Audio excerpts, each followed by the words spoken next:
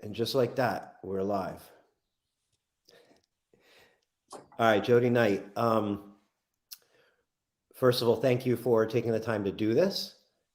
It appears I you're in a appreciate you having hotel. me. Absolutely. It appears you're in a hotel room. Where are you? I am in Houston, Texas. I had to think where I was at. I flew into Dallas. We drove down to Houston, but I'm in Houston, Texas Great. currently. Well,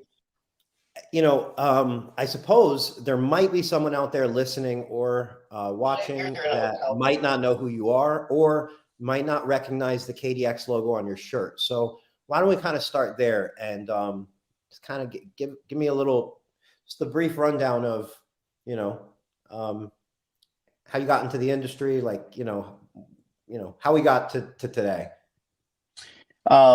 Jody Knight, as what's on the bottom of the screen, been in the industry just shy of 2 decades. Really fell into window tinting in the window film industry by accident. Um, Matter of fact, in Houston, there's a company called the Enpro Group. Uh, they used to be a Matico window film distributor for the Southeast. I think they covered something like 20 states, 18, 20 states. When they took over the Southeast from Matico, they opened up a distribution center in Charlotte, North Carolina. Well, the distribution center there in Charlotte was literally next door to a flooring company that I was part of. I was actually a trainer, if you can believe that. How coincidental could it be? But I was a trainer for this flooring company, and so when the new reps for the Impro Group was coming in, moving into the Charlotte market, uh, they come into the store looking at remodeling their homes, and I seen the hours that I thought they was working. It was kind of a 9 to 5 type thing. I thought, man, I need a job like you guys. Just being a sales guy, and there's well, Jody, I'm actually hiring for the Southeast. I mean, for North Carolina, South Carolina, and Georgia. I'm like, well, let's talk. Long story short, they offered me a job. I took it and had no idea what the window film industry was going to be like. And I was blown away. From there, I ran a couple shops. I've owned a couple shops. Still, actually, technically own a shop now, but it's a home based business that I take care of my customers. Through the course of my career, I've been in sales and done some marketing stuff. Training is what most people know me for. Traveling all over the country, teaching people how to install new folks window film and paint protection. Uh, that training also, I teach them, some landmines that I've stepped on running businesses. Marketing failures, marketing successes, research and things that I've personally done to help my business, personal business grow. I share that with them. So my training is just not here's a piece of film, here's an Olfa knife, here's how you install. It's the complete business model, and I tell folks I kind of marry you for the rest of your career because I pour my DNA into that person. And I was proud actually the WFCT this year, a young man that I trained I think 4 years ago. Uh, Come to find out after the release of scores, he scored the highest in the preliminaries of everybody. Then he actually made it to the finals, and I think he finished number 5 or 6 in the finals. And he made some bonehead mistakes that got him out, but very exciting for that. But KDX, I've been talking with them since probably April, May of 22. Um, how to word it. Well, everybody knows me as being a blunt person. When I was contacted by them, I was kind of like, okay, I'm gonna just see what this new company is about. Not really interested in coming to work at this time. I didn't think. Spy efforts, I guess you could say. So what kind of inside information they may give me about their brand.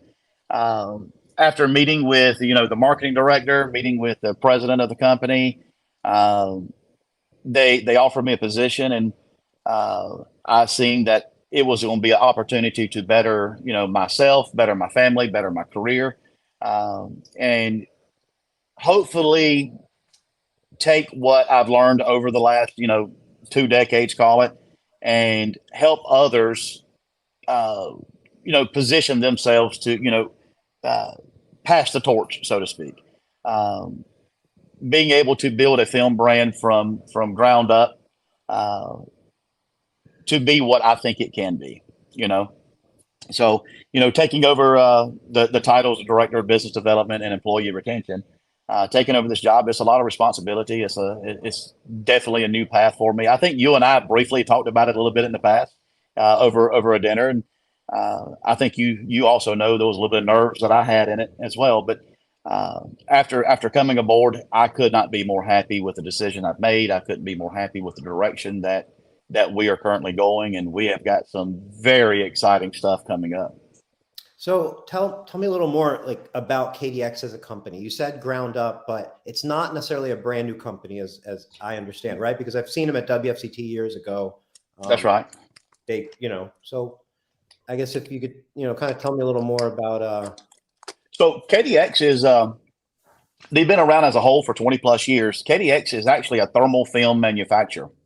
And that's where they got their start, again, 20 plus years ago. KDX is a thermal film. If you've ordered anything from Amazon, you have touched their product. If you have read a book that you've bought from Amazon, you have touched their product. So Window Tinting Queen books that she sells, the Window Tinting Queen Liz, the books that she has created, essentially have KDX somewhere in there? Could very well possibly. So there's a laminate layer that wraps around like paperback books and hardback books. Over time, or shuffle them around, that laminate layer could potentially start peeling away or getting roughed up. It's a protective layer. But yes, that layer is a laminate layer that's made of the same. Essentially, it's the same base product as window film and our paint protection. Okay. They also make all sorts of innovative things, from components that goes inside LED television screens, screens that on your phones. In 2018, they was actually ranked by Forbes magazine as the 48th most innovative company in the world, which is, that was all on the thermal side, as well as a little bit of the window film. KDX actually has, I think don't hold me to this number, I think it's 6 patents on window film processes that we have, which is, again, really exciting. Some things that I'm gonna kind of tease in the show today. But in 2018, they come to the market with window film, and they was using a distributor model, different from what we're doing today, what we're factory direct. But the distributor model, we partnered up with a couple folks, and it was going well. But the thing with the distributor set, sometimes you're really depending on that distributor to market your brand and market the product to get it out. And it was going very well. Major holdup that happened. Leadership at that time made some pretty not so good decisions. The brand went away. Now, we never quit making film. Film was still being produced. There's rumors out there that bankruptcy had been filed. Not true. That we went out of business. Not true. KDX is still and they've never left America. Now, we continue to private label for several brands that throughout that time, and even before the 2018 timeframe. KDX window films and paint protection has been in the U.S. marketplace for quite some time. It's been in other countries abroad for 10 plus years, or around 10 years. 2020, they was wanting to come back for the window film and paint protection segment, but COVID hit. Timing was just incorrect, so they kind of pumped the brakes. 2022 is when they said, okay, let's bring a staff aboard and put a leadership team together, and that's just really where I come in, and trying to put a team together to launch 2023 into the stratosphere. What's the product offering currently as far as window film paint protection look like? Vinny in the comments asked if the film goes on the inside or outside. I can't see comments, so you'll have to. I've got things. I've got things. Oh, I just swiped up. I seen something. The current product offerings, we have 3 automotive lines that we're going to introduce January 1st of 23. Tinter Battles is going to really be the major launch for some of these products. We have a nano dyed film. The nano dyed film is absolutely a spectacular film. It's a 1.5 mil 2-ply product. It's the only 1.5 mil that we're offering. but the nano, it's a nano coated product. It's actually got like a 95%, 96% heat rejection on it, which is astronomical for any dyed film, much less, when it's going to be able to compete with heat rejection with ceramics. Now, it is an IR coated product. It's not a ceramic film, but it's an entry level product that is going to have some great heat rejections on it. Then we're going to have a carbon film and our ceramic. Our ceramic film is again a very spectacular product. Heat rejections, T-SER's around 60%, heat rejections in the 90s. By heat rejection, you mean infrared heat, right? IR, yeah. Again, I told you both TSER and IR, depending on what spectrum you want to look at. Personally, I like the total solar energy rejected number better, just simply because I think it's a more true to life number. Then IR can be skewed very greatly, but. For sure. I think that's pretty, I completely agree. TSER is the number, but IR rating matters, but TSER. Right. You said that somebody else asked a question as well. What was that? Yes. And don't even worry about the comments because it can be distracting, but okay. Yeah, I've got that pulled up on the tablet. I can't see it on the screen here. All right, good. Because it can't, I'll make sure if there's anything, but the question was, film go on the inside or outside? These are all inside application films, automotive, good, better, best, essentially dyed, carbon, ceramic. And now that's the good, better, best, the three films that we're bringing in and introducing for 2023 is going to be entry. KDX is a manufacturer from start to finish. We are one of few that is able to do that. We are we're one of 11 and have been one of 11. Matter of fact, I think we was the first Asian company to set on the board and be recognized through the IWFA as a manufacturer. Okay, so and we still hold that. That's something that comes up very often, right? Like, I don't know necessarily, in my own opinion, the relevance, but it does come up a lot, which is a reboxer versus a manufacturer, right? And you are a manufacturer that, if you were going to put reboxer in the sentence, it would be you reboxing film for somebody else.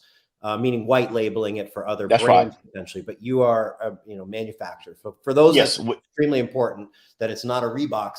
No, we're not a Reebox. We are a manufacturer of the window film. We control our own destiny. And again, I'm not one who thinks that reboxing is wrong. I'm not one who thinks that private labeling or white box, whatever term you want to insert there, they are definitely needed in the market. And right. Just because we're a manufacturer doesn't mean, hey, look at me. But we are a manufacturer. It's in my opinion, it's very important to be able to deal directly with the source.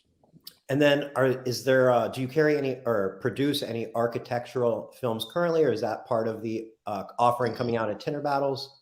Yes, that is part of the offering that's going to be coming out. Complete transparency, we was hoping to have everything available to launch at Tinter Battles with architectural. We do have some flat glass films. It's going to be pretty generic start. We do have a full line of security films, all the way up to a 21 mil security film. And our security film. What's the biggest width in those films? I'm glad you asked, because I was just about to get to that. On the 21 mil, we can only do 60 inch. On the others, we can actually do up to 80 inch. What's the next step down? What's the thickest 80 inch? 15? The thickest 80 inch is going to be a 15 mil. Cool. I don't know how many times you run into that, but when you do run into it, it's nice that there's an actual solution that's 80 inches. Right. And we actually, with all of our product lineups, we have the ability, if the need called for it, to produce 80 inch material. Now, it's not economically sound to always do that, just simply because the sheer manufacturing process. And, a lot of people don't know, just to get a 72 inch wide roll, you got to have it starts probably 85 inches and works its ways down. So when you're manufacturing an 80 inch width, you're dealing with the sheer weight of the product and the waste that's going to take place. And it creates unachievable price tags on the product that is just not necessary sometimes. Johnny Blades asked if KDX is a glass company coming into the tint game. A glass company? No, we're not a glass company. And then Nick. Oh, paint protection too. We do have. I didn't mention that we do have a full line of paint protection film too. Okay, so actually, before we move on to comments, let's talk about paint protection line. That involves like a gloss. Like, tell me full line. What does that involve? Okay, I can so guess. the initial offerings is going to be a gloss 8 mil. It's a true 8 mil thick product. We have a matte product, a black, a silver. You know, everybody's kind of releasing black, but we have a true black. We have a true silver. Then we have fashion films. We have about 6 different fashion films that we're going to be releasing. If folks was out at SEMA, they was able to see some of the. It's a gloss finish with a metallic coating in it, so it will actually give it sparkle. I mean, you know, I actually called it sparkles a lot when I was at SEMA. But you can give it like a purple metallic or gold metallic or just a silver metallic look, and there's several different lines of that we have. And that film is like, you're still seeing the original color of the vehicle. It's like adding a shade. That's right. A clear shade, you know, a tone over. You're exactly correct. You're exactly correct.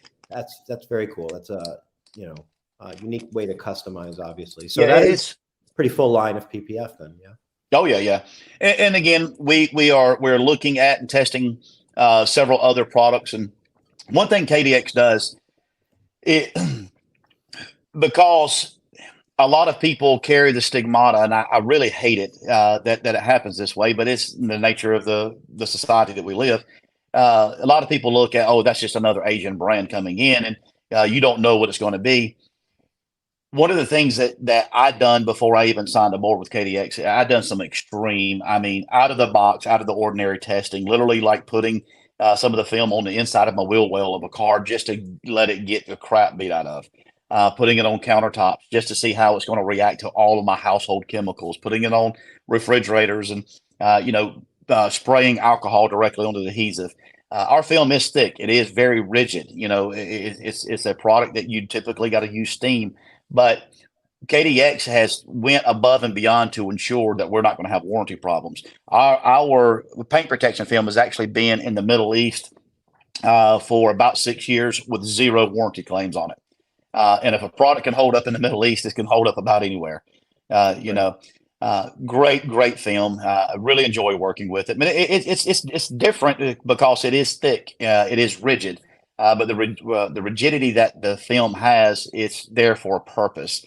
It's not there just to make somebody's life difficult. But the rigidity comes with a lot more durability and a lot more longevity that the product's going to have. Without the sacrificing, your top coat with it yellowing and, chemical burns and stains and things that could happen.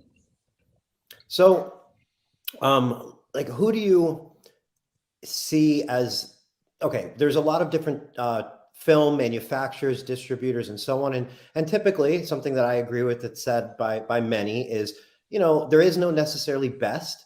There's going to be the one that works best for you, right? The one that is providing what is a good fit for your company. And that could be so different for different companies based on their market, their expectations, their just personal preferences, and so on.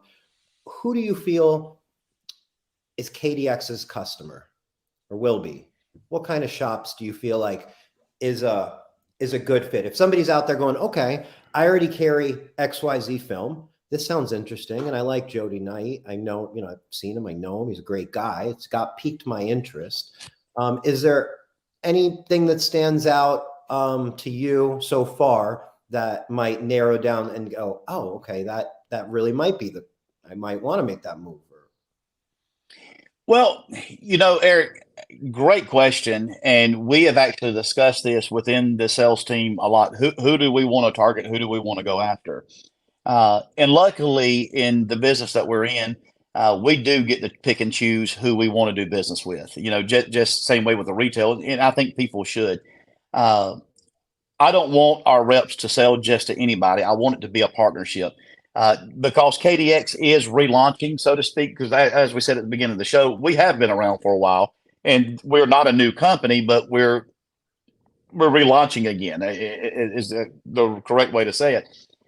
I want the relaunch. I want people that we partner with that wants to grow, regardless of your size. We've got some programs in place where, depending on the volume that you purchase, is depending on how much we're going to actually be able to do for you.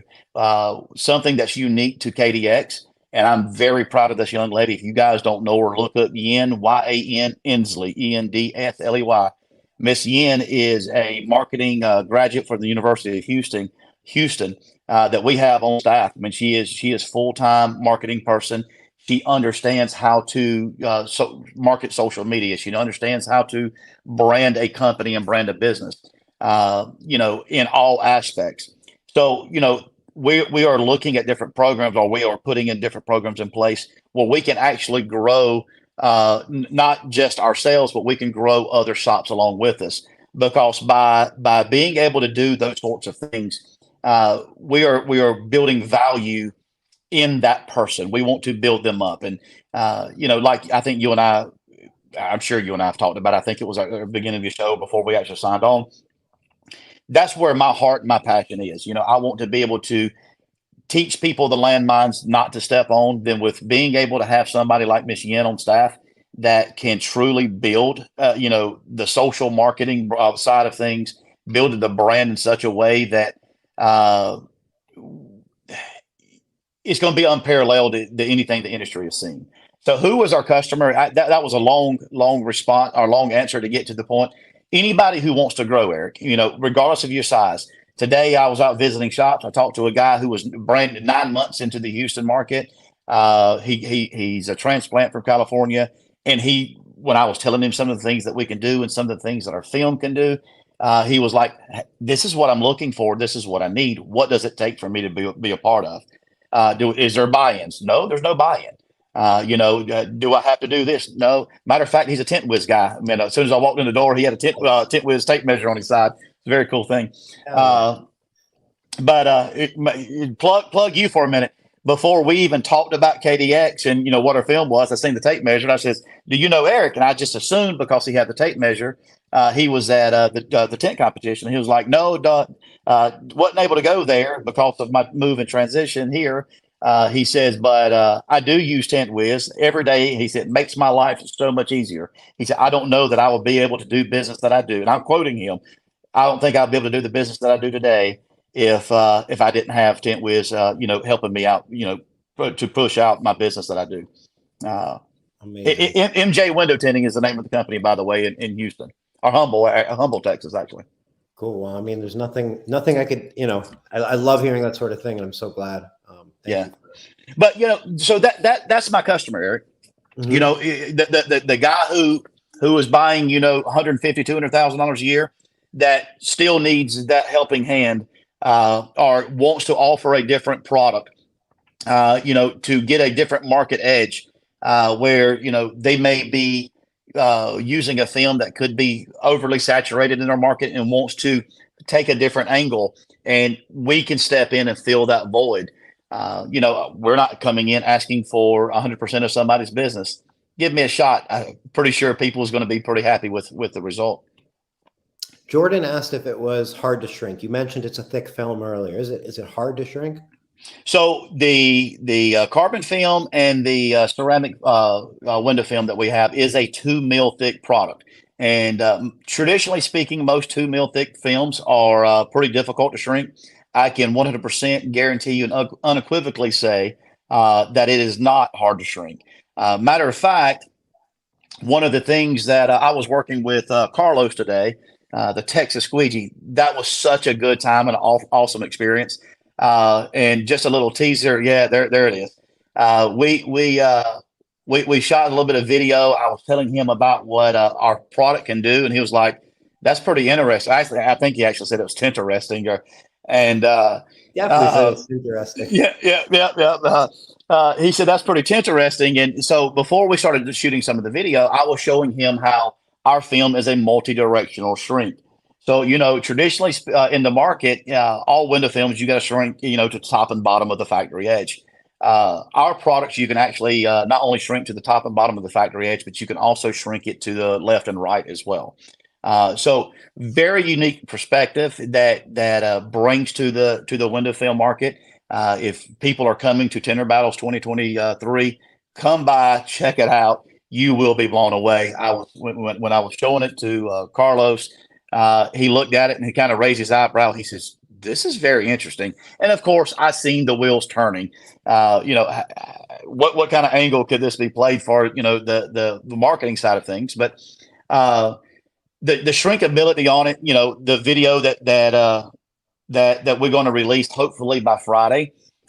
People's going to see how the film can be abused with heat. I mean, he literally took his torch several times on the piece of film that is in this video, because there were several takes of it, and literally torched this product. I mean, I took the heat gun to it and I encourage people, try to burn it. There's a test that I do. I'll hold up a competitor's film and hold a heat gun about 2 inches away. And typically speaking, that film is going to burn within about 2 seconds of that heat gun being 2 inches away. Our product takes about 16 seconds. What does that mean? That means that your new installer is not going to burn and tear up film nearly as easy. It's very difficult to burn the edges of the product. The lifespan of the product when you're actually installing it is going to be a lot more rigid and tough for you as you're working with the product. The 2 mil thickness of it gives it a lot more, it's a lot more firm. So, that guy that may be, 1 week, 1 year, 10 years, who's trying to reverse roll a windshield or Frankenstein a windshield, sometimes that guy needs, an extra set of hands. You probably can get away with that because the film does have a little bit more rigidity to it. And you're able to work with it a lot better, a lot easier. The shrinkability of it, I told you I was doing a lot of testing before I actually come to work with KDX on the product. I was really taken back how easy it was to shrink. It does take a lot of heat, not a lot of heat in the sense that you got to just bake it to make it move. It shrinks very easily. It shrinks better than most typical ceramic films. And it really lays like butter. You guys will see it in the video. And of course, the Tender Battles people who show up in in Amelia Island can experience it firsthand. Very easy to shrink. So, okay, speaking of Tender Battles and easy to shrink, I'm not sure if this is something you spoke to Carlos about today, and I don't know the rules with the heat shrink competition, but hypothetically, if you were able to pick your own film as you're competing, so I can compete, I can grab whatever film brand I want or have access to. Are you saying that like KDX's film kind of has a unique, maybe advantage in a way, as far as shrinkability for that heat shrink competition? Well, yeah. I mean, it's going to be. You're saying it takes a lot of heat and so on, and it shrinks very easily and quick. So I'm just kind of, my mind went to the heat shrink competition and torches, blasting the window. Everybody trying to get that back window done as quickly as possible. And if it can take abuse, there were people who didn't make it through their round of the heat shrink competition last year because they burned the film. So that's kind of why I connected the dots. So, yes, and you are 100% correct. I'm not the type of person who's going to, say this film is not going to do what my film's going to do. I'm going to just speak what KDX can do. Yeah. So for those torch guys, or for anybody who's putting heat on this product, and when you're going fast, you typically are not reading the film as efficiently as you probably could. You can overpass this product with a torch or with a heat gun and not have to pay attention to it nearly as closely, because it is going to take the abuse from the heat, and it's not going to shrivel on you.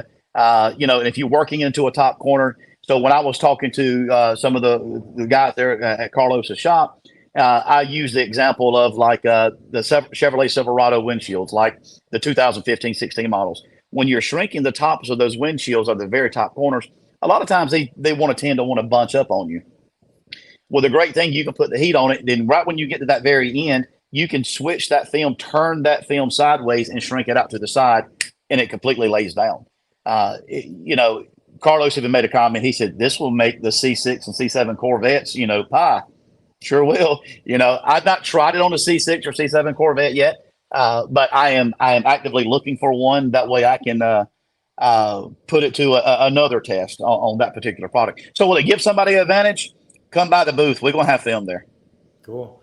And that is January 5th through the 8th at Amelia Island. You just have to search Tinner Battles or go to tinnerbattles.com and buy a ticket and book a room and then be there. And that's what we're talking about for anybody who's potentially not familiar. So that's coming up in just about 35 days. Vinny asked if creases rub out easily on it.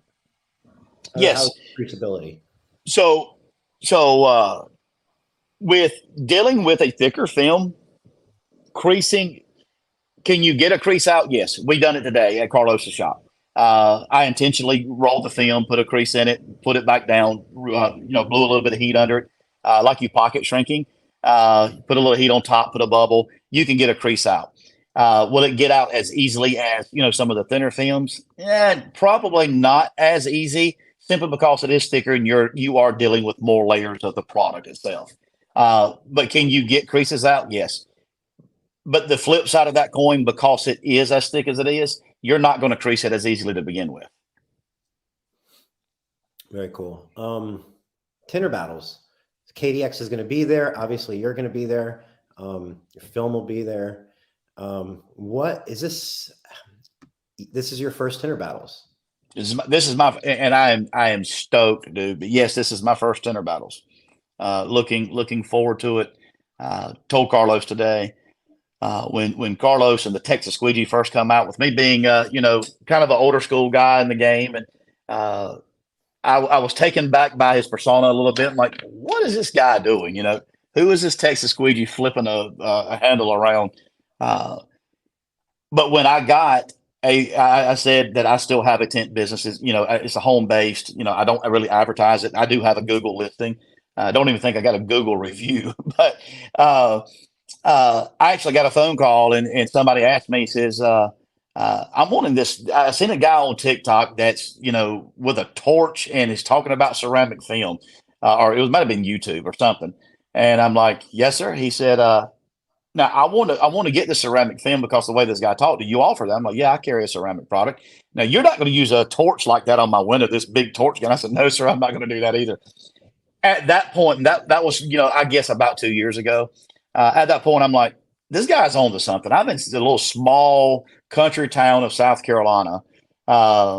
This guy's in Houston, and he has made a contact there. So at that point, I started, really raising my eyebrow. What am I missing? Am I so stuck in my ways as a window tinter, sales guy, trainer, that I'm shutting something out that I shouldn't be? So I started looking into him and following a lot of the stuff he's doing. Then I seen how he was educating. And Eric, you and I had conversations on this, I'm sure, because I do it with anybody that I like. I don't consider myself a salesperson. I tell my sales folks that I hire, you're not a salesperson, you're an educator. And when you are pushing out any type of content, when you're pushing out any type of product, if you're educating your customer, educating my customer, or as well as the end user, you got somebody for life. And that's what it's about. And you're going to be able to set yourself apart from anybody else in the game. So when my sales rep is going into a shop or getting on the phone with the shop and talking to them about product, I want them not just to, hey, we have a nano dyed film. What do you use? I want them, I have a nano dye film, and this is what it is. This is why it is. And this is what it's supposed to be. Does that make sense? It does make sense. And,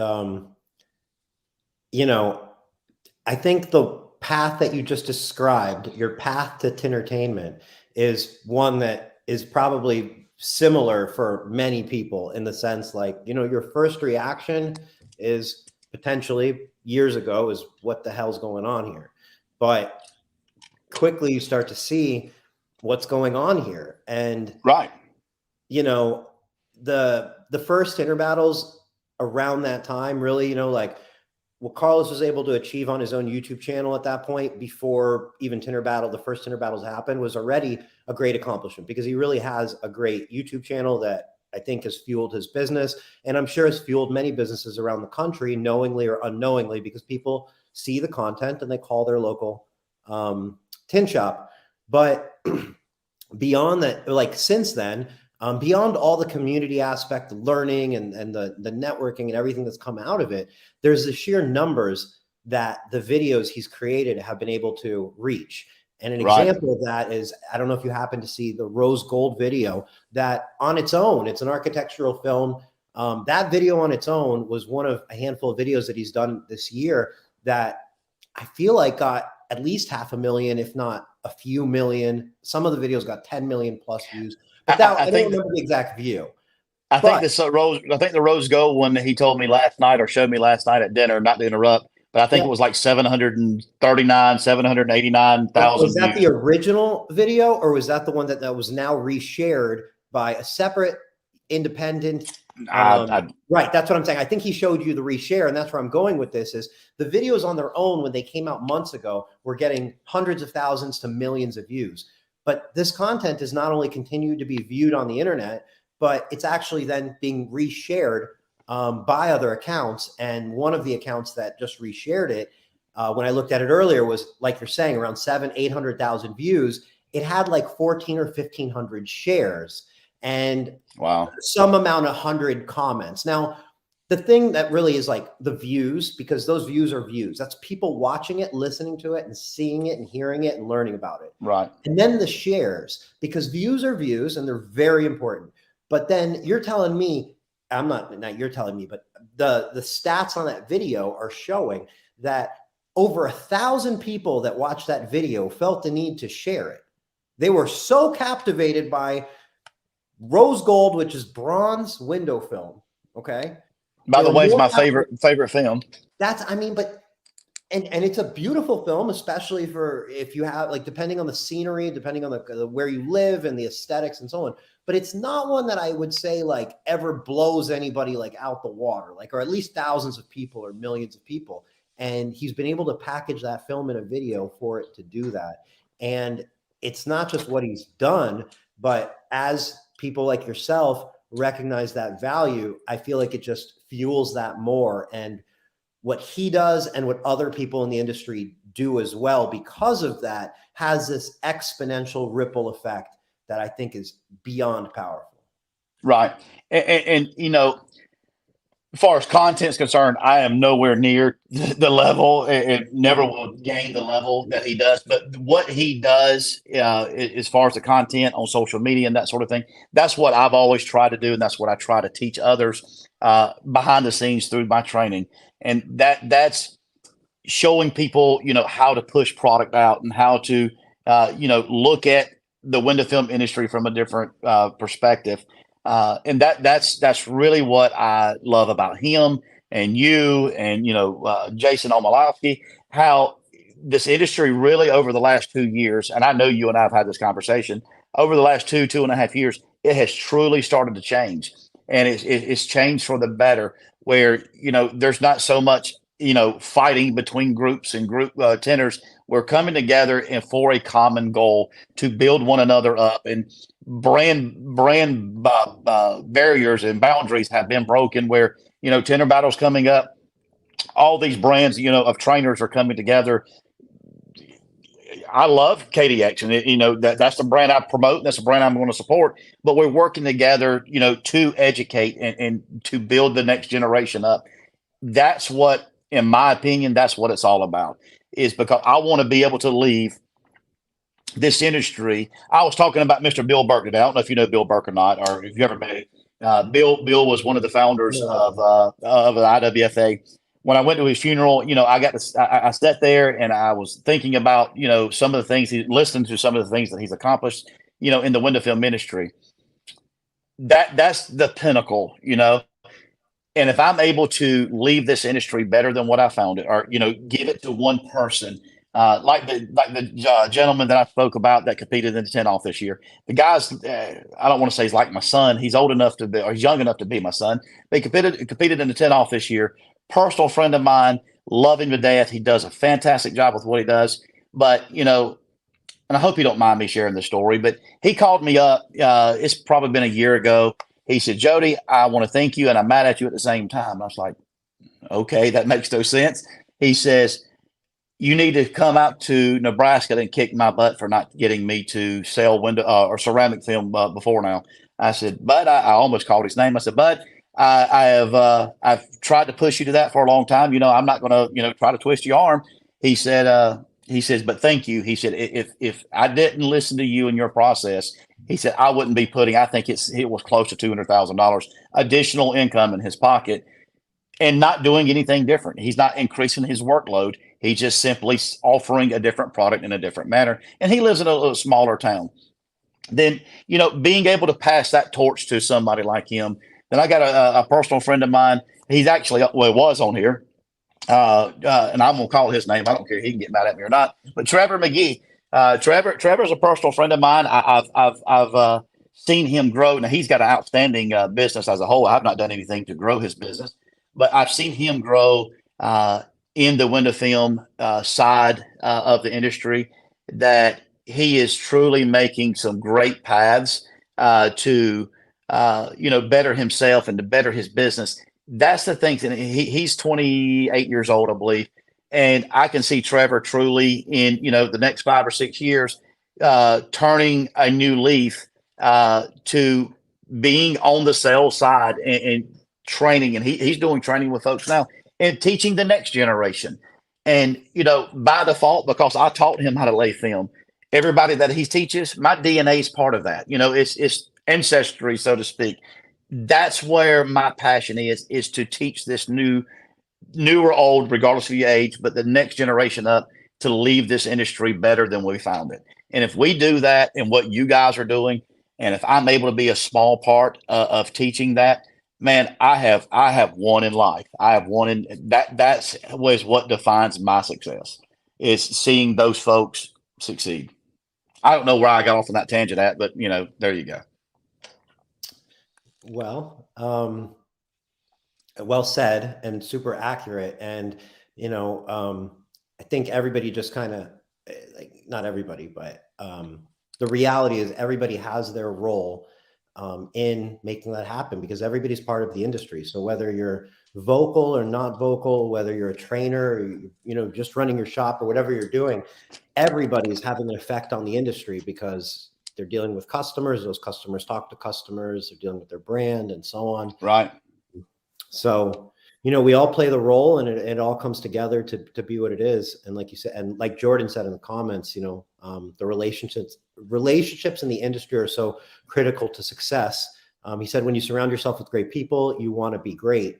And, it is how you level up, right? Like, you level up by learning, by, somebody can watch Carlos's video. It's not like, wow, Carlos is the king of content. He is the king of content, but that doesn't stop somebody from going, okay, well, I'm going to learn from what he does. I'm going to put my own spin on it, and I'll be the king of content, or I'll be the king of something else, or whatever it is. Right.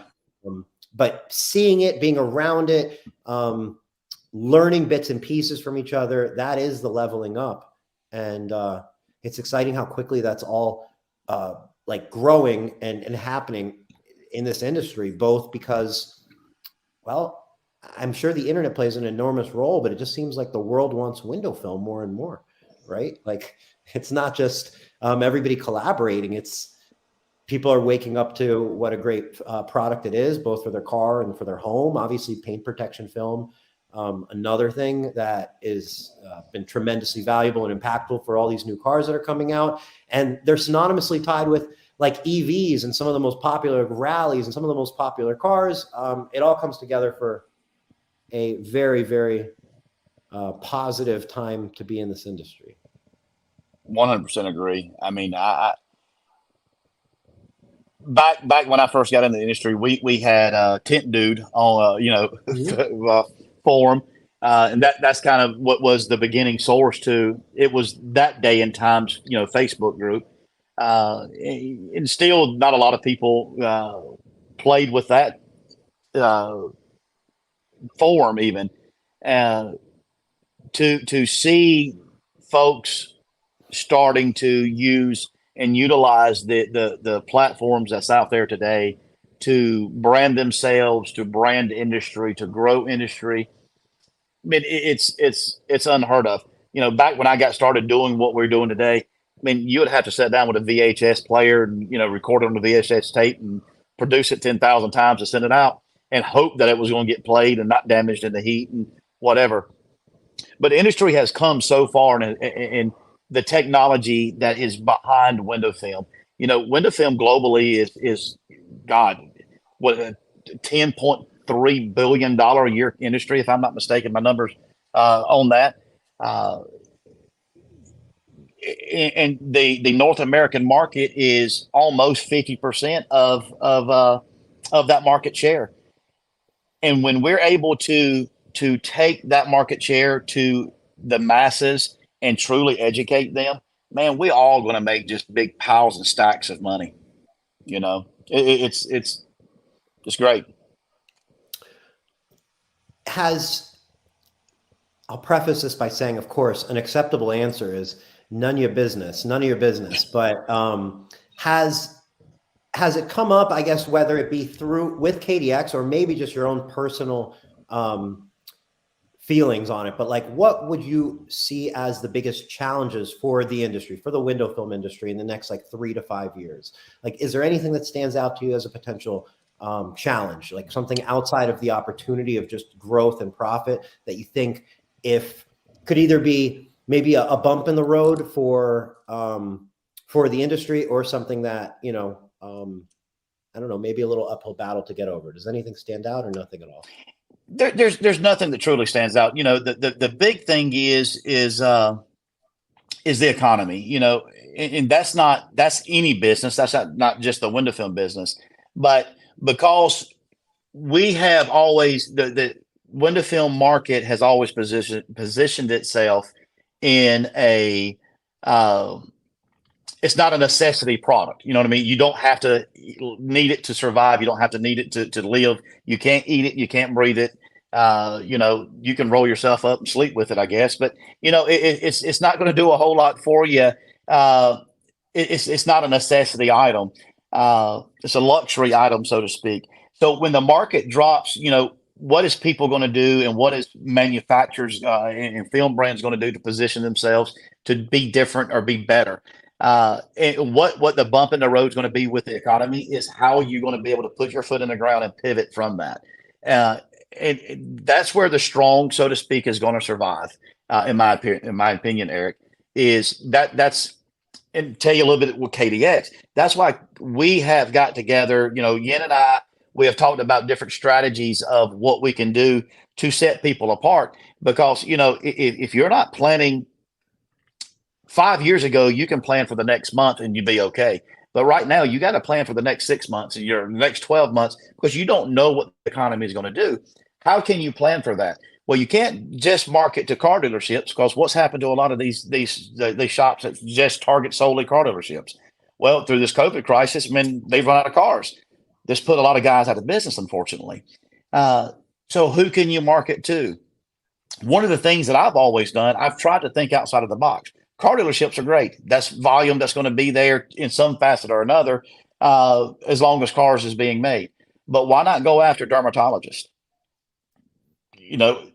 Healthcare industry is going to be there. People, as long as there's a sun, you're going to have skin problems. I used to actually sit down, and if people will go to a dermatologist's office, you can actually cater a meal to the office and sit down with them for lunch and literally talk to them about what window film is and what it can do. And those dermatologists then will start referring customers to you solely off the fact of the UV factor that window film has on it. And that's not only for your cars, but that's for your home as well. The UV rays are so damaging to a person's skin, and dermatologists know that. And when you start telling them the medical benefits of that, how it's going to help, prevent skin cancer, how the American Cancer Society actually endorses window film. There's been an article written about that. I've personally, in my old shop, I actually hooked up with the local American Cancer Society, because they understood that. And, we've done a benefit drive for the American Cancer Society to raise awareness about what window film can do.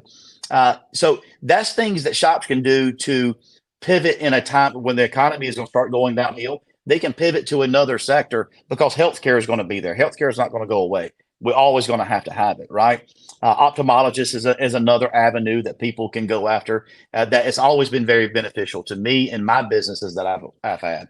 So that's things that I'm going to do. And I'm teaching my sales reps to teach others how to go after. Of course, whoever's listening to this, I've taught them or telling them to do the same thing. And there's very specifically ways that you have to go after those types of folks, because you can't just pick up the phone and, hey, Sally at, Bob's Dermatology, I want to make an appointment to talk to the dermatologist about window tint. They're not going to listen to you. You've almost got to treat yourself like you are a pharmaceutical sales rep to get your foot in that door and to promote the product.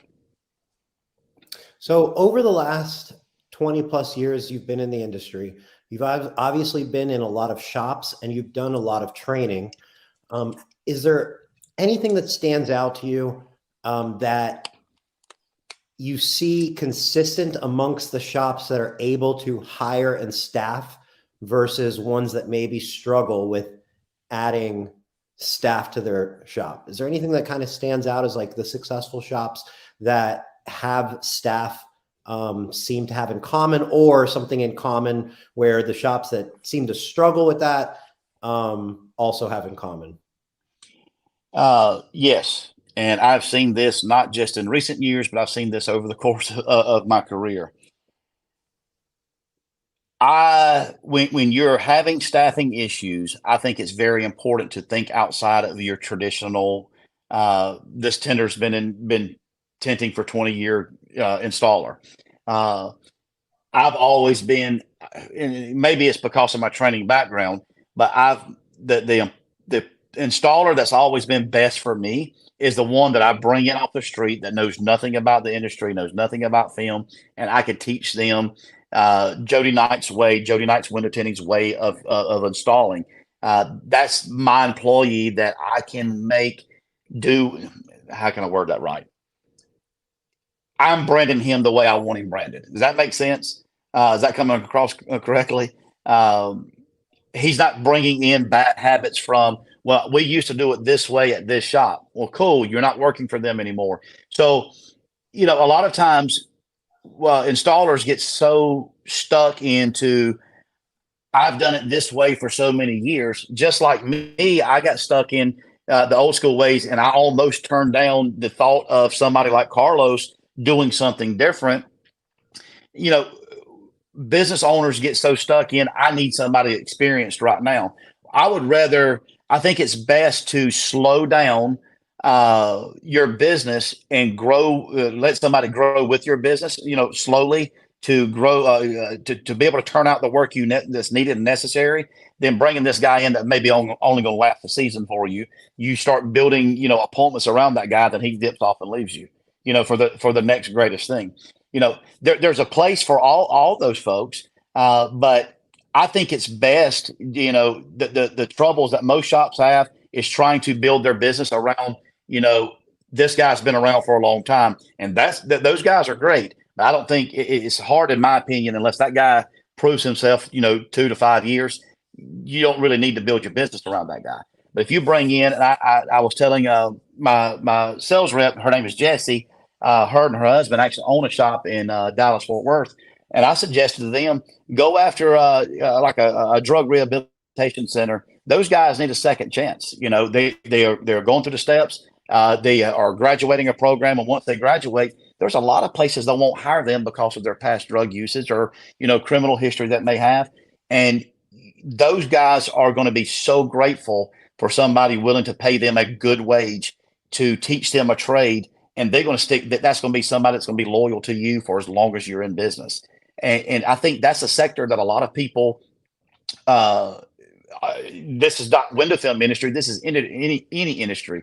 I think we as a society turn our backs on those folks just because they have a past, and that's a avenue that a lot of shops can, again, put their foot in the ground and pivot and look in a different direction for a different type of person. That's going to be very appreciative. Again, there's 15 more that I can list that people can look into to go in with. But does that answer your question about, the installer or the type of hire? Yeah. And Marco asked a follow-up question related, if you think that there is a labor shortage, or is it more of a leadership opportunity in terms of attracting talent and growing a culture to raise the newer generation of installers? So just to add to that, it's not like there are a ton of window film installers with ads out saying like looking for a job, excellent window film installer, and there's just like a pool of window film installers. I don't know if there's a pool of amazing, well, there might be in other industries, right? Like where there's excess amount of people. There's obviously not an excess of that, but do you think it's more of a supply and demand, like labor issue? Or do you think it's more of a leadership being able to just simply, like you said, slow it down, have a proper onboarding method, training method, whether it be new person or an experienced person? And, because what I'm getting at, or not, and I'm questioning, I'm not getting at, but my question would be, it's not hard to say, I need more people because we're super busy. And if I had more people, I could get more cars installed.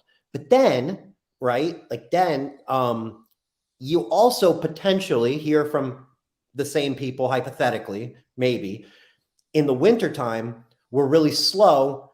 I can't hire because I'm afraid that we're not going to be able to maintain that employee through the slow time. And then you're not necessarily going to hear from the shops that are hiring and successfully staffing their company because there's nothing to complain about. So they're not going to be out there going like, we have such an amazing, full staff, because why would they post that? But it is a little, potentially more likely to get a post where somebody's frustrated saying, I'm overwhelmed, I'm busy, I wish there were more tinters out there. There's a labor shortage. So is there a labor? Yes, I do think, to short answer to the question, I do think there is somewhat of a shortage, but I do also think there's a leadership problem as well. So you kind of hit the nail on the head. Shop owners, one, are scared, I think, to take the plunge of hiring an employee, because if you are a good business owner, you're going to care more about that guy getting paid before you're going to get paid, right? And you're gonna want, you're going to have to book up business to make sure that you're getting paid, he's getting paid, and everybody's getting done. But what happens is we get, and I'm guilty of this. We get stuck in a rut, so to speak, of doing the same process over and over again. If it ain't broke, don't fix it. Where when we bring a new guy on, okay, you can tint, go do your thing, and there's no more training involved. You mentioned the onboarding process. How about the keeping that guy on? With the window film, that how it's evolved over the last 20 years that I've been in the business. If I would have been doing the same thing that I've done, when I first started, as I do now, I wouldn't be where I'm at today. I had to evolve and I had to adapt. I had to roll with the punches. And when you're bringing a new guy on and you're wanting to grow your business, well, the next logical step to grow your business, you're going to have to, one, like I said, slow that, introduce somebody. And I don't mean slow that it's going to take 12 months. I can train somebody, and I'm sure every trainer that's going to be at Tender Battles can do the same thing. I can have somebody tinting a full 4-door car in 3 days time frame, where it'll only take them about 2.5 hours to do. Man, I've successfully done that time and time again. So you can't tell me that, and these guys are competing in the championship and making it to the finals within 4 years. So it don't take somebody 12 months to get to an experience level that you can turn them over. I have success story after success story personally that I can share with folks with that. And what a lot of business owners are afraid to do is to take that step, because they have to plan financially to during that slow season. This is going to open up a can of worms, and I probably shouldn't open it, but I'm going to do it anyway because I ain't scared. This is why I don't believe in you need to pay a 10 or 33% or extra percentage, this huge percentage of what the shop take is. Because during the slow time, that guy's not going to he may not make enough money to pay his bills, and he may have to go look for other work. I believe in a salary plus bonus or salary plus commission. That way, that bonus structure that you can set in place, it's going to keep that guy hungry. You can reward that guy for more educational things that he does. even down to things that he wants to do on his own. If he wants to learn to do marketing, since we've been talking about marketing so much, teach that guy or pay for that guy to go to school for marketing. And if you pay for him, get him to sign a little contract saying, I'm going to pay for you to go to school for 12 months to learn to market, but you're going to have to sign a contract saying you're going to stay with me for 2 years, but you're going to do that marketing for me. You know what I mean? And there's things that you can do not only to get and keep or to get an employee, but to keep an employee. And paying those high percentages to somebody that's coming to work is not going to be beneficial for you in the long run or the employee in the long run, because as soon as the slow time hits and things slow down, they're going to be looking at you for, man, I'm just standing around doing nothing.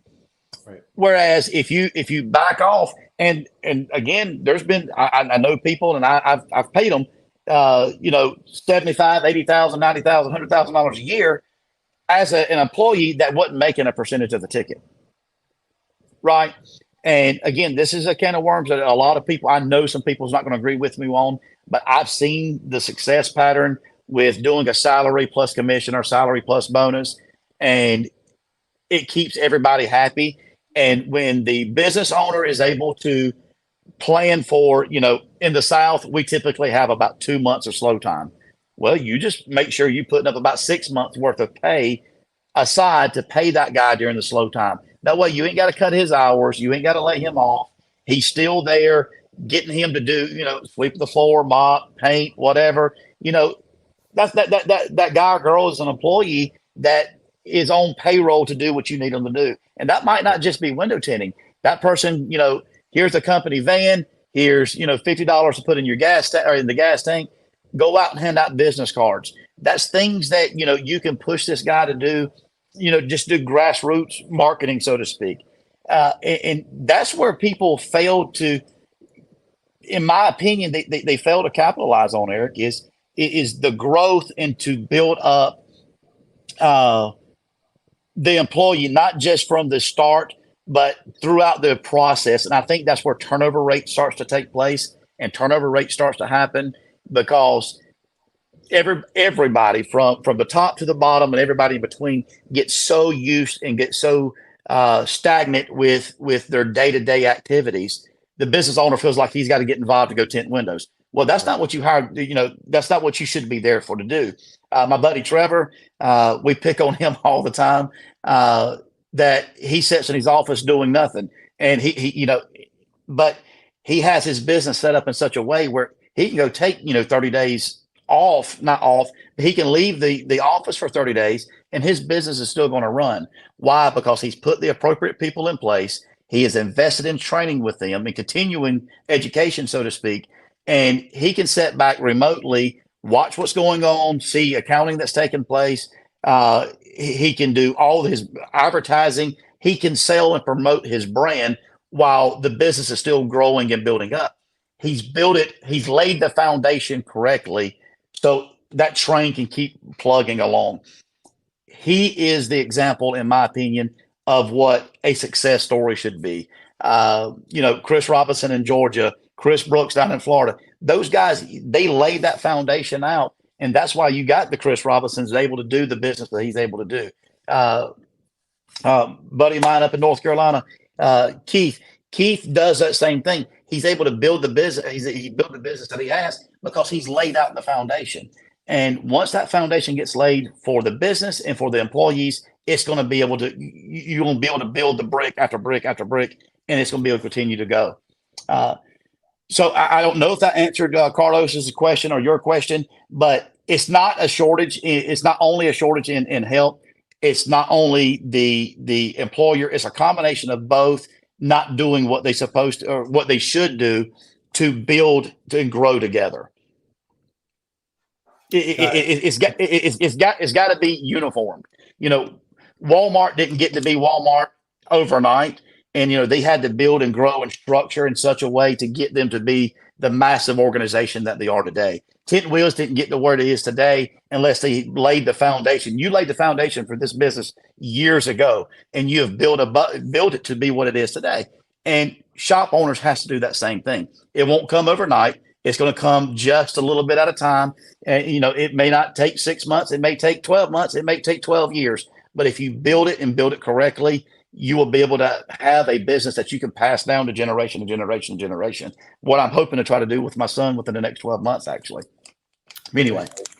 Yep. It's consistency and opportunity, right? You have to provide opportunity for your staff, but you also have to be consistent with them, because people don't typically work for companies without an expectation of consistency. And if you don't give them that consistency throughout the year, then you just can expect inconsistency from them. And that's right. Not going to work long term. And like you said as well, the more bricks you lay down, the easier it is to place that next brick. The first few bricks, it might be, a little tricky, but once they're in place, people when you have like admin people, I think is a great example. I think every company should be almost every company should have a strong admin position, right? Like, I think admin is just an important part of the business, because there's a lot of admin work that needs to happen to be efficient, that it's not efficient when an installer is doing that admin work, or the business owner is tied up in all the admin work. I feel like admin's an important position. And that was always my first hire.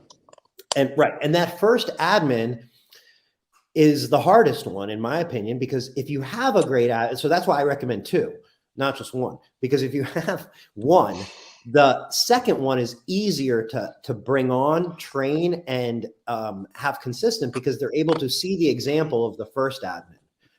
Whereas that first one doesn't, that example has to be you.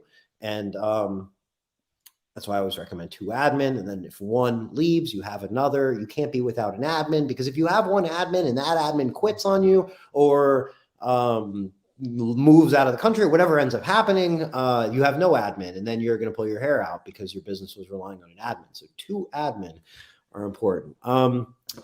Marco said that it was Marco that asked the question, not Carlos. You said Carlos.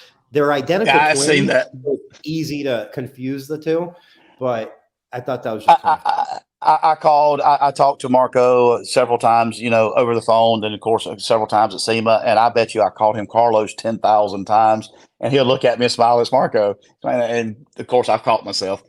Marco, I apologize. I know your name. I'm sorry. He knows. It's the funniest thing, because it's like, it comes out. I think it comes out of like my mouth, like it comes out of everybody's mouth. Like, it just happens. It's just, identical twins. It's impossible to remember. He's a great guy too. I really think the world of Marco. He is a great guy, and one of the league of trainers that will be at Tinder Battles January 5th through the 8th, which is exciting, because I think it was touched on yesterday in Jason's podcast, and you mentioned it earlier, but like the coming together of people, obviously everybody knows or should know the value of that. But now these trainers that work for a brand, so if you're not part of that brand, you typically would never have access to these trainers. At Tinder Battles, you potentially do. You do, with the league of trainers that are there, and that's just a unique situation. That I think has tremendous value as well. Yeah, I'm Carlos and I was the Texas Squeegee and I was talking about it today.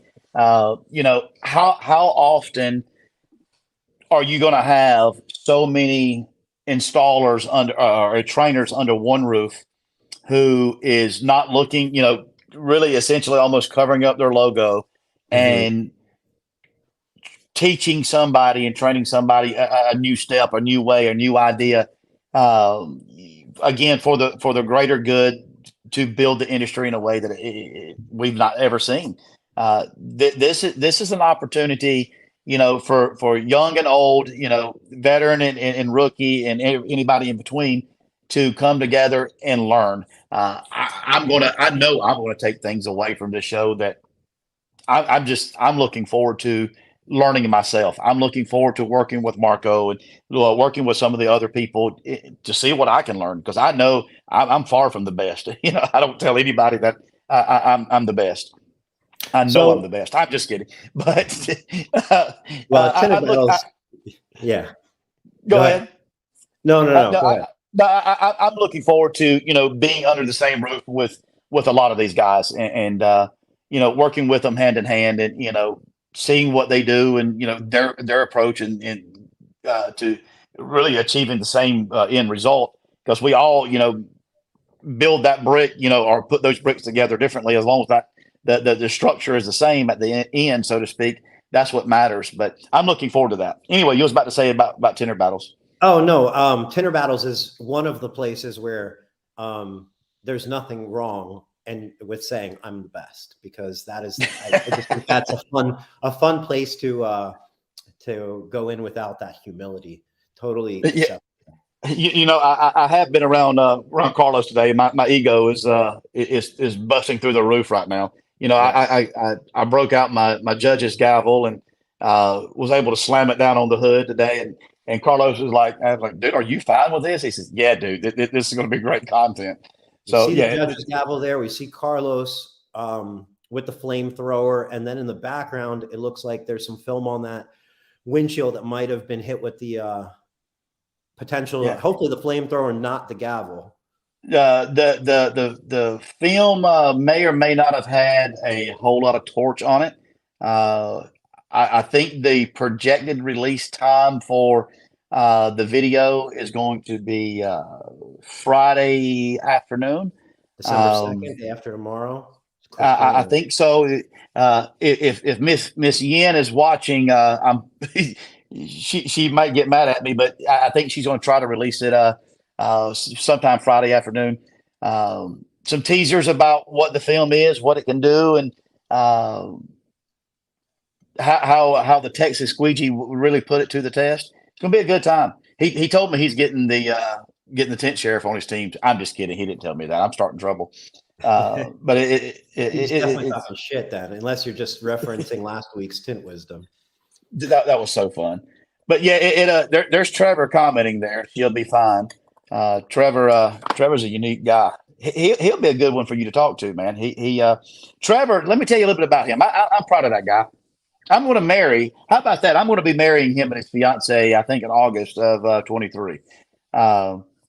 Trevor is a graduate from Penn State University. He's actually Any chance of moving that date up to Tinter Battles 2023 and doing it at Tinter Battles? I don't know if he's interested in potentially getting married at Tinter Battles, but it's a beautiful venue. I'm sure a lot of weddings have happened in Amelia Island. I'm just throwing. Dude, that would be pretty awesome. I can bring the gavel down and hit them both over the head with it at the end. It'd be a pre-wedding. It's anyway. Yeah, but no. Trevor is a graduate from Penn State University. He's and I hope I'm saying this right, but he's a biochemical nuclear engineer from Penn State. And he owns a window tint, detail, paint protection. One of the best paint protection guys that I've ever seen. Period. The ease, the flow that he's able to install. I'm a paint protection trainer. Okay, I'm a window tint trainer. I have learned so much from that guy from paint protection. It's unreal. He's only like, I think 28 years old. He's a fantastic guy. The way he built his business, he told me he started detailing cars when he was 14 years old and had, I think, one or two guys working for him while he was in high school, making money for him while he was still in school. How many people can say that, and he's built a pretty good sized business. I couldn't be more. I'm gonna call him a kid. He's gonna get mad at me, but I couldn't be more proud of the kid. He plays video games with my son. How about that? But introduced me to some of the best Wagyu that I've ever ate in my life in Vegas. But this is. I'm gonna stop. Trevor, my guy out in Nebraska, and I don't want to start naming names because I'm gonna forget people. I don't have a whole lot of friends. Eric, you and I have had this conversation, locally. I do, but this industry has built relationships for me through these forums, through, things that you're doing, things that, we're doing together. This industry has built relationships with me that I will carry to my grave. People that as far exceeds anything in window film, but window film is what brought us together. That was a common denominator that I have.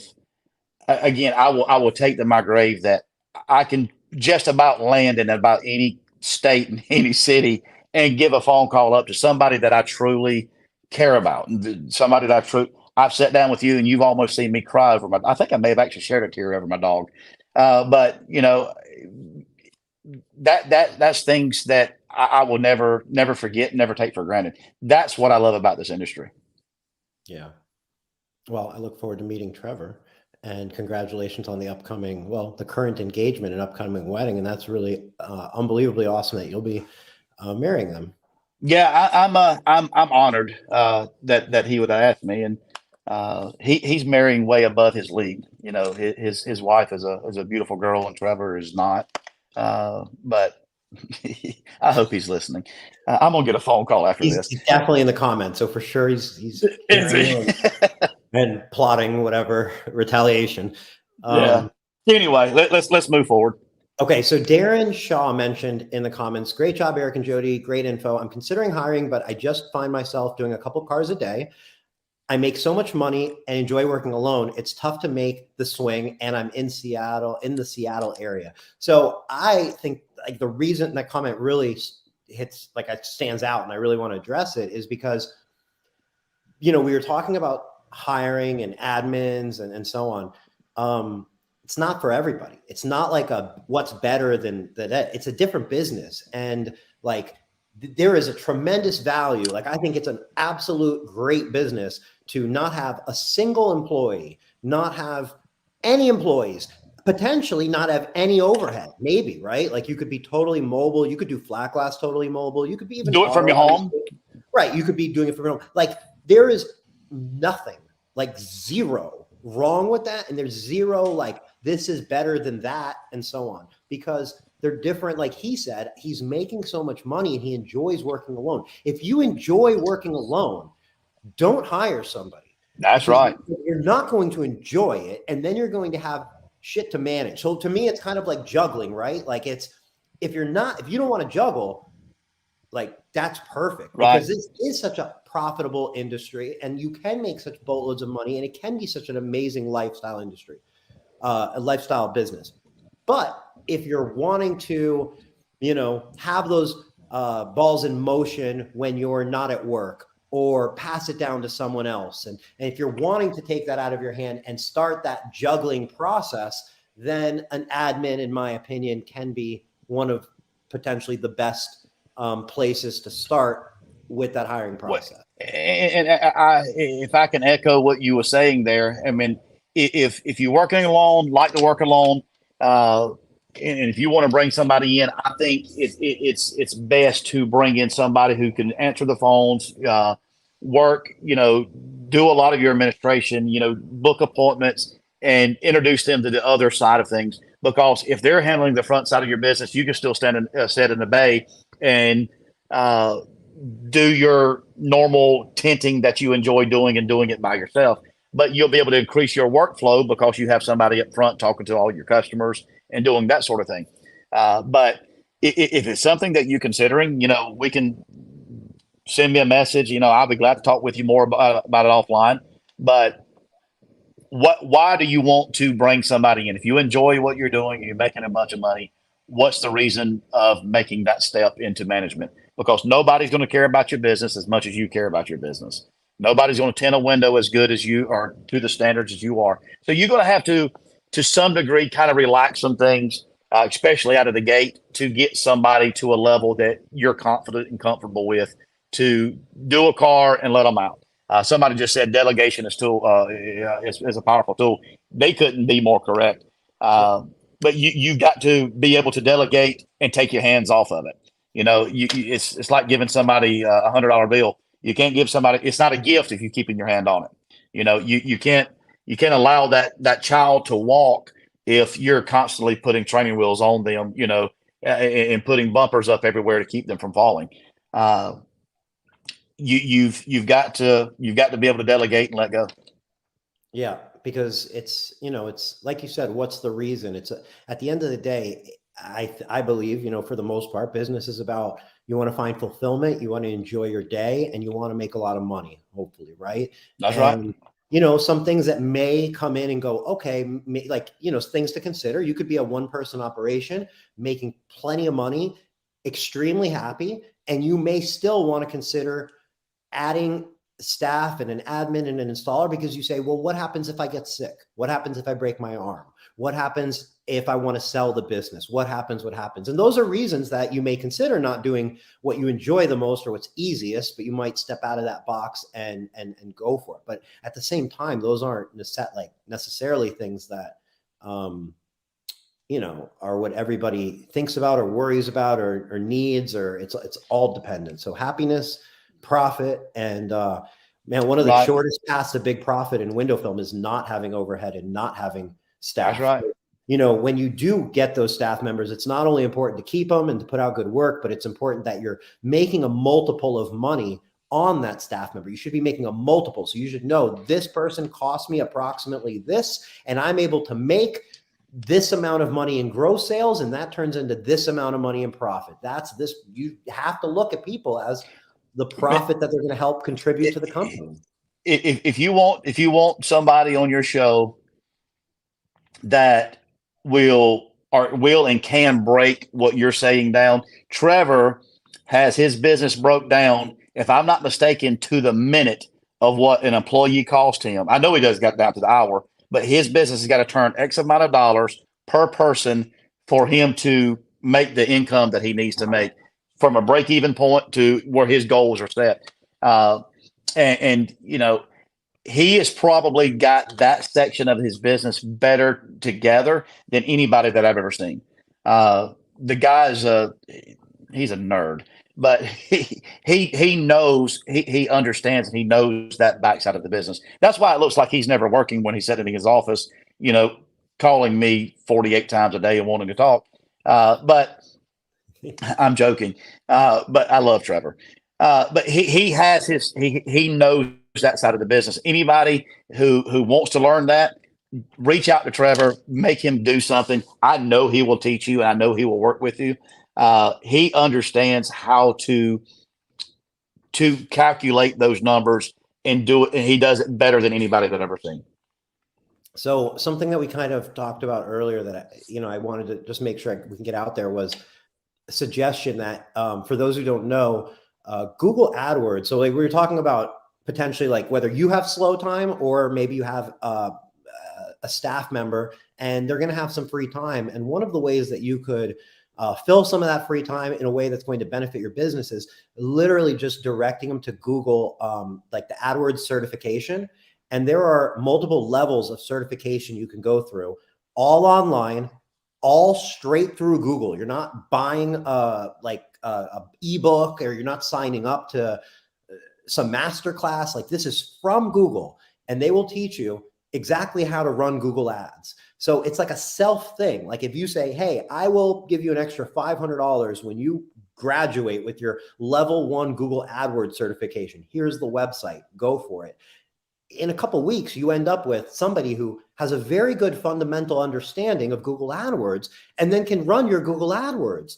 And then they can take the level 2 Google AdWords certification and 3 certification. And that's one of the things that it comes straight from Google. It's been around for 15 or 20 years.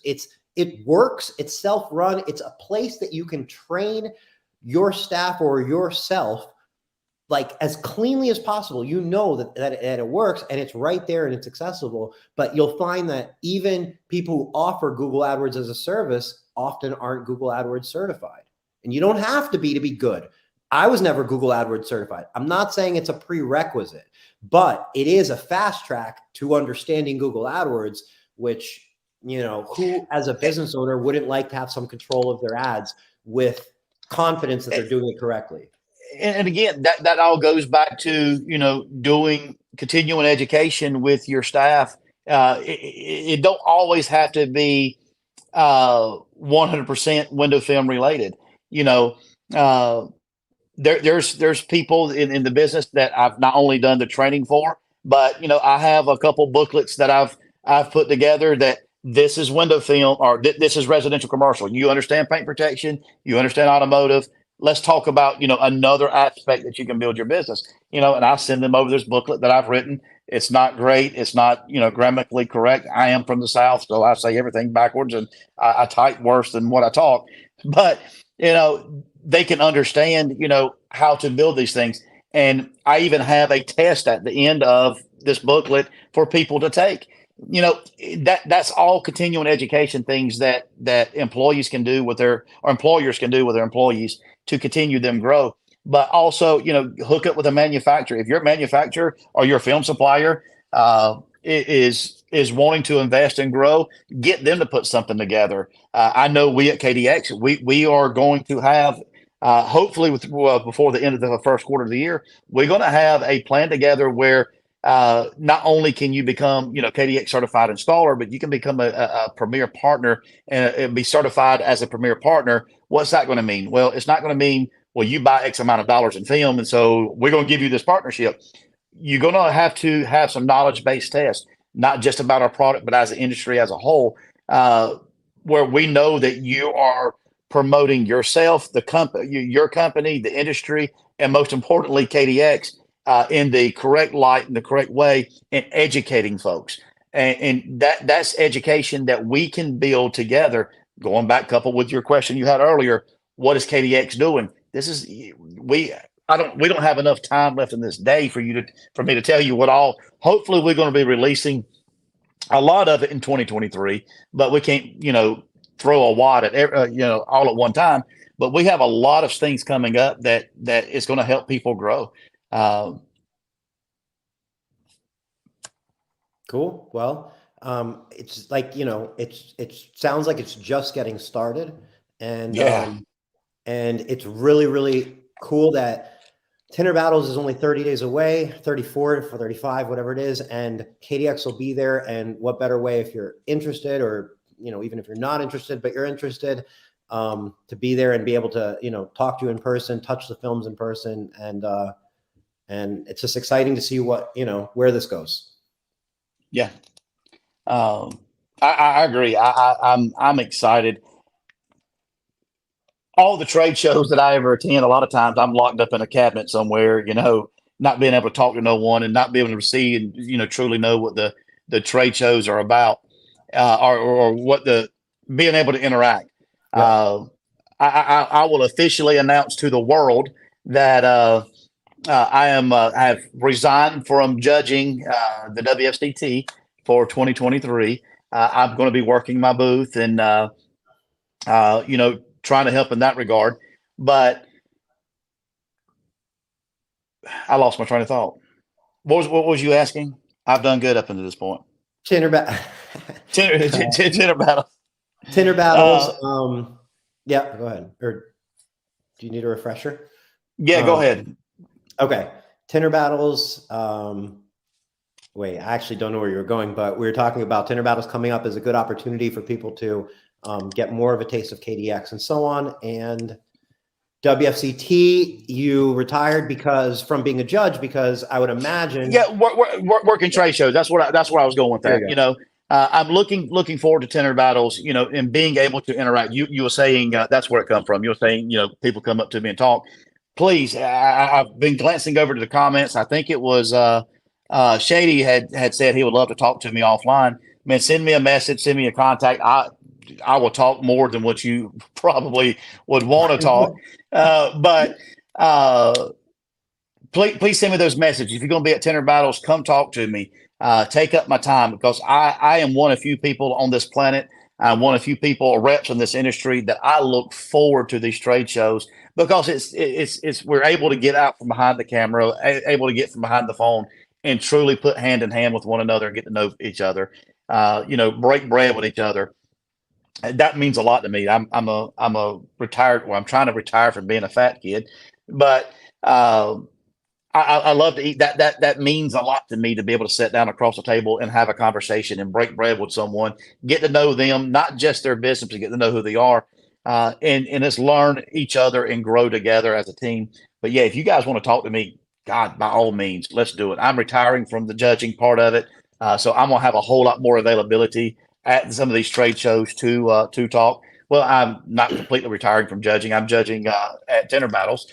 So I'm still going to be, but I'm not going to be locked up in a room. That was one of the requirements when I talked to Carlos. I'm not being locked up anymore. I'm done with that. And that is something that you're going to see at Tinter battles this year.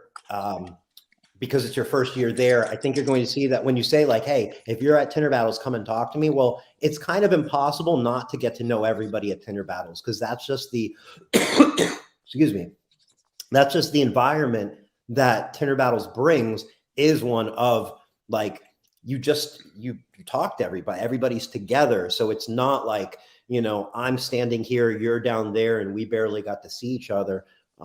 We'll be having 8 meals together as a Tinner Battles. You know what I mean? We'll be breaking bread 8 times, and in between there, we'll be doing everything together as a group. I mean, that's what it is. Not literally everything at the same time, holding hands. But if, you know, any sort of uncertainty, if anybody's on the fence for going, maybe they are coming alone, or they don't know anyone, or they're not the most social person, this is a place that makes it extremely easy to be social. And there is the post Tinner Battles, like the leaving day, like that last day.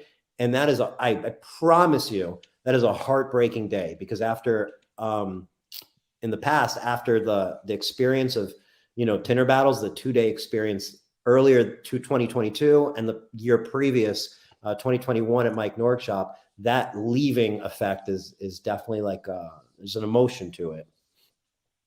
So, I got, you brought up Mike Nord while I was out visiting shops this week here in Houston. I told Jessica, my sales rep, I was like, let's go by and see Mike. So, you know, I called up the shop, and we went by and seen him. That guy's that's another guy that if anybody can spend 5 minutes with him and talk with him, and you don't walk away more knowledgeable, it's because you weren't listening or paying attention to what he was saying. That guy's a brilliant individual. No doubt. 100%. Anybody who knows him, I feel like, would echo that sentiment. And it's not like it's not like a brand new thing. Like, that's Mike, right? Like, consistently in and out, whether it's down to installation, whether it's down to tools, whether it's down to business. I mean, echo what you said completely. Yeah, that was, it was nice, and it was impressive seeing the way he has got his entire operation set up from start to finish, how it's under one big open roof essentially, but yet compartmentalized, where each individual department is responsible for their each individual thing, but yet still open and inviting and friendly. I mean, that guy's got it going on. I mean, it really does. He does. So, you know, that's another one of many values of Tinner Battles, is access to Mike and the Autofill Mastery team, and obviously everyone that's going to be there. And I'm really looking forward to it. And I'm so glad that you and KDX will be there for the, you know, this year. Yeah, I'm again, I've said it several times, I'm looking forward to it. I'm looking forward to the attendance. I'm blown away. And let me throw this up. As a business guy, looking at it from KDX's perspective, Carlos was telling me, or I heard last night on the roundtable, $250, 3 meals, all drinks included. Am I hearing that right? I asked Carlos. Yeah. So I'm not a drinker. You know, anybody that knows me knows I'm not a drinker. So you guys are going to make money off of me in that regard. But drinks are included. Yeah. Drinks are included. There's no making money. I can guarantee you that. I know it's me. I'm making a joke as well. But essentially, yes. The ticket prices are $250. That is the ticket price, right? And with that, 3 meals a day per person ticket gets you a Thursday night reception with food and drinks, right? Friday, breakfast, lunch, dinner, access to all the competitions, all the seminars, all the training. And then you have the next day, breakfast, lunch, dinner, access to the seminars, the Tinner Battles, the main competition, every single thing you have access with that one $250 ticket. And then the final day, the send-off day, that's breakfast. So you have 8 meals plus alcohol, plus all the access to all the trainers, plus all the access to all the competitions. And it's $250. And it's because there's a value in being able to make something so unbelievably affordable that you get people to have access to. Like access is a thing, right? So like it's a really unique, special event that I'm extremely passionate about, and I'm extremely grateful that the concept came up, and you know they talked about the history of it yesterday on the roundtable, but of Tinner Battles and the original, just I think it was Jason and Carlos just kind of busting each other's chops on a side window. And anyway, it's so much. It's become so much bigger than that, and it's only 34 days away, 35 days Yeah. away. If people don't show up to this, again, I'm all about networking. I think networking is very important to personal growth, business growth, career growth. Being able to shake hands with individuals and get to know them on a personal level. Networking is so important in life in general. Yep. Being able to go to these types of events and carry it to the next level, being around people. Well, I'm going to use Mike Norg again for an example. I think he's kind of the pinnacle where a lot of people want to get to.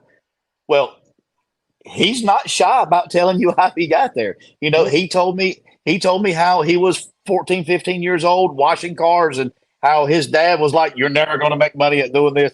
And, we've all heard. Now his dad brings his friend. I hope Mike don't mind me telling that. I'm sure he won't. But he says now his dad brings his friends by and say, "Look at my son." And Mike, he has it together. He's the pinnacle what people want to achieve. Let's go talk to Mike. Let him share with you what he's doing, how he got there. Of course, if you want to, I tell everybody, if you want to achieve what people like Eric has achieved or Mike has achieved, if you want to reach that level, you better be ready to walk the road and take the lumps that they've taken along the way. You're going to fall, you're going to fail, but falling and failure shouldn't be what defines you. It's how you get up and recover from it. And I'm sure Mike will echo this and with me saying his success didn't come overnight. There was a lot of falls and or failures that he has had to go through to be able to achieve what he's able to achieve now. And being able to talk to him, that is worth the price of admission. Being able to talk to Marco. Marco, I got your name right.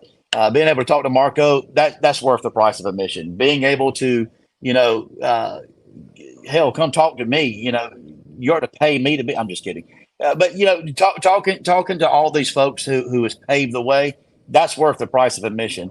And if people can invest $250 in a ticket to build themselves up, that's the customer I don't want. Well, 36 days away. Obviously I'm looking forward to it, and I can't wait to see you and everybody else. So, hey, I'm gonna buy you a drink.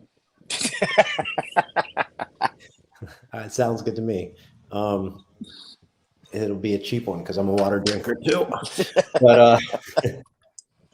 But yeah, it'll for anybody who's interested in going, tickets are still available. Definitely book your room because there is a cutoff for the discounted rate from the hotel, and that's it. It's coming up quick. Enjoy the holidays will be coming up quick, and we're gonna be there before we know it. Cool. Well, if we're done, I want to leave. Eric, thank you for inviting me to come be a part of the show. You and I have spent several hours talking and getting to know one another. We've stood out in the parking lot, and not only shut a restaurant down, we shut the parking lot down, and lights. You remember that when the lights got cut off with us in the parking lot talking? I do. But we spent a lot of time talking, and being a part of your show means a lot to me. If anybody that's on the show wants to, talk and connect further, if you're not able to make a Tinner battle, shame on you. But no, if you want to talk and connect further, please reach out to me. I'm an open book.